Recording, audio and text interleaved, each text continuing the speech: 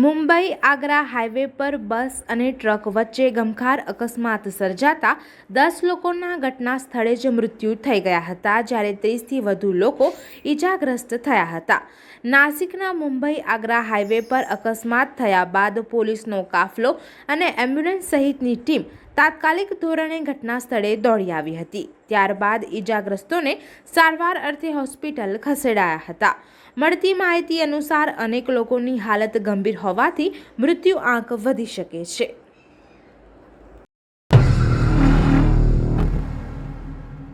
T20 world cup માટે ભારતીય cricket ટીમની જાહેરાત કરી દેવામાં આવી છે. આ ટીમનું નેતૃત્વ પણ ફરી રોહિત શર્માને જ સોંપવામાં આવ્યું છે. આ સાથે રિષભ પંતને વિકેટકીપર તરીકે સામેલ કરવામાં આવ્યો છે. T20 વર્લ્ડ કપ માટેની ટીમમાં રોહિત શર્માને કેપ્ટન બનાવાયો છે, જ્યારે તેની સાથે વાઇસ કેપ્ટન તરીકે હાર્દિક પંડ્યાને યથાવત રખાયો છે.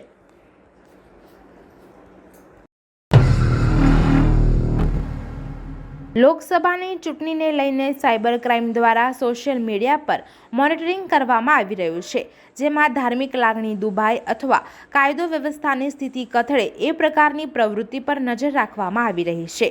ત્યારે કેન્દ્રીય ગૃહમંત્રીનો જાહેર સભાનો વિડીયો એડિટ કરી વાયરલ કરનાર 2 આરોપીની સાયબર ક્રાઇમે ધરપકડ કરી છે, જેમાંથી એક આરોપી કોંગ્રેસના નેતાનો પીએ છે, જ્યારે બીજો આરોપી આમ આદમી પાર્ટીના નેતાનો કાર્યકર્તા છે.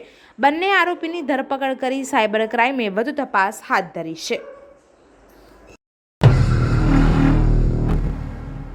પરસોત્તમ રૂપાલાની ક્ષત્રિયોની બેન દીકરીઓ અંગે કરેલી ટિપ્પણીથી નારાજ ક્ષત્રિય સમાજ ચારે કોરથી ભાજપને હરાવવા માટે પ્રયાસ કરી રહ્યો છે, ત્યારે ભાજપને તેનાથી કોઈ વધારે ફેર ન પડતો હોય તેવું દેખાતા પદ્મિનીબાએ હવે ક્ષત્રિય સમાજની સંકલન સમિતિના સભ્યો સામે જ આંગળી ચીંધી છે. પદ્મિનીબાએ ચોખ્ખા શબ્દોમાં કહ્યું કે હું આ આંદોલનમાં સંકલન સમિતિની સાથે નથી. તેઓ ફક્ત સમાજને ગેરમાર્ગે દોરવાનું કામ કરી રહ્યા છે. આપણે બેનું દીકરીઓના સ્વાભિમાનની લડત લડતા હોય અને સાચા હોય તો આપણે કોઈને વોટ જ નથી કરવો.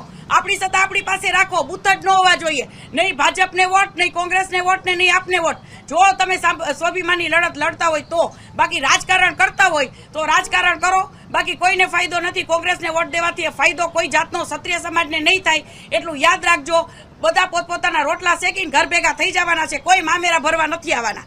અને સંકલન સમિતિના 5 તત્વો હોય, કોઈ ફોન નથી ઉપાડવાના, એટલું યાદ રાખજો. ક્ષત્રિય સમાજની પથારી ફેરવી નાખી, બેનું દીકરીઓના સ્વાભિમાનની લડતની આખી પથારી ફેરવી નાખી. અને કાલ જીતશે તો કોંગ્રેસ જીતશે અને ભાજપ જીતશે. હું નથી માનતી કે અમારા ક્ષત્રિય સમાજની બહેનોની લડત જીતશે.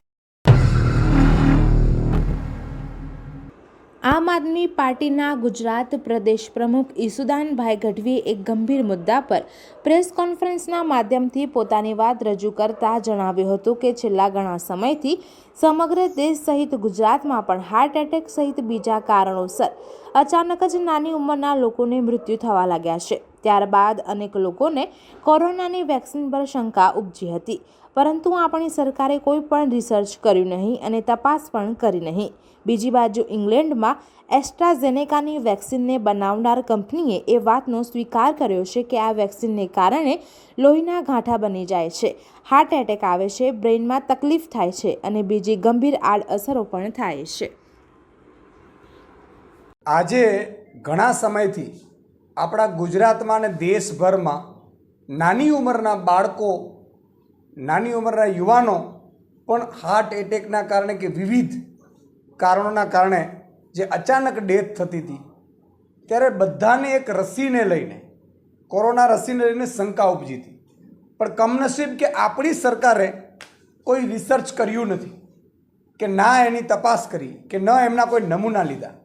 પરંતુ કોરોના વેક્સિન બનાવનાર એસ્ટ્રાઝેનેકા કંપની અને જે આપણા દેશમાં કોવિશિલ્ડ નામે સિરમ જે કંપની હતી, કોવિશિલ્ડ રસીના નામે તમને ને મને જે રસી લગાડવામાં આવી છે, એ એસ્ટ્રાઝેનેકા કંપનીએ બ્રિટનની કોર્ટમાં આ મામલે કેસ થયો અને એમાં એમણે સ્વીકાર કર્યું છે કે હા, આ રસીના કારણે લોહીના ગાંઠા થાય છે, હાર્ટ એટેક આવે છે, બ્રેનની તકલીફ થાય છે, એના કરતાં ગંભીર આડઅસરો થાય છે.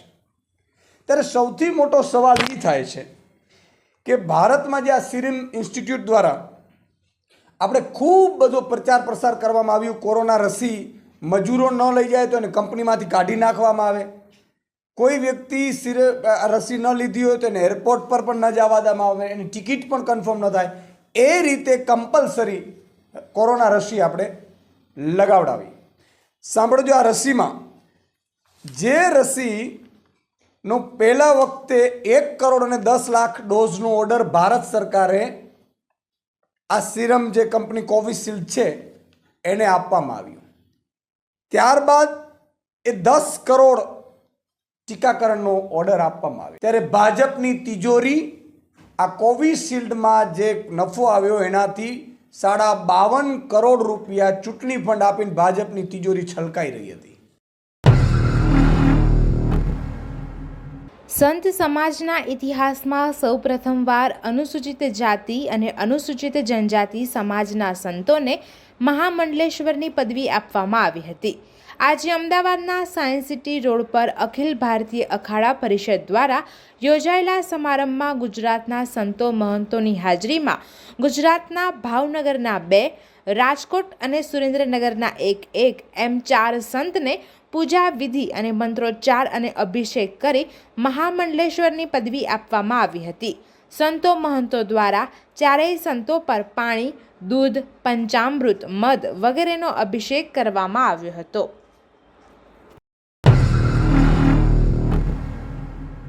સુરતમાં સીમાડા નાકા પાસે આવેલ સેતુબંધ હાઇટ્સના 20મા માળેથી વૃદ્ધે પડતું મૂકીને આપઘાત કરી લીધો હતો. વૃદ્ધ ક્યાંના છે અને કોણ છે તે જાણવા માટે પોલીસે પ્રયાસ હાથ ધર્યા હતા. જ્યારે આ વૃદ્ધે 19મા માળે પાણી પીધું અને ત્યારબાદ નીચે પટકાયા હોવાની ઘટના પણ સીસીટીવીમાં કેદ થઈ છે.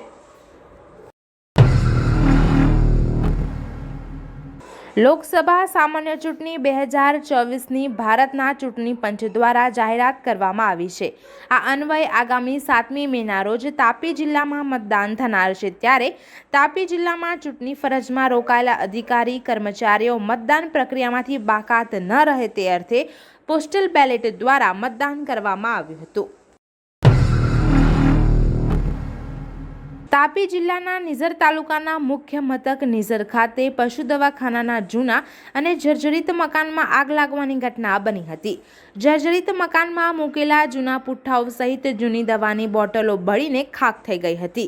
આ જર્જરિત મકાનમાં કોઈ અગમ્ય કારણોસર આગ લાગી હોવાનું જાણવા મળ્યું હતું. જોકે પશુ દવાખાનાના કર્મચારીઓ દ્વારા પાણી નાખીને આગને કાબૂમાં કરવામાં આવી હતી.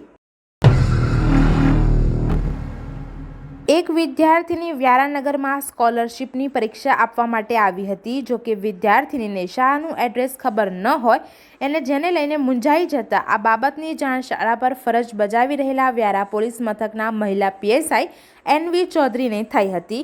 તેમાં તાત્કાલિક બાળકી પાસે જઈ મૂંઝવણનું કારણ પૂછતા તેમણે શાળાના સરનામા બાબતે મુશ્કેલી પડી રહી હતી. સમય થોડોક જ બાકી હોય વિદ્યાર્થીને કે જે તેઓ ભૂલથી વ્યારાનગર પહોંચતા તાત્કાલિક વાનમાં વિદ્યાર્થીને યોગ્ય પરીક્ષા કેન્દ્ર પર પહોંચાડી હતી.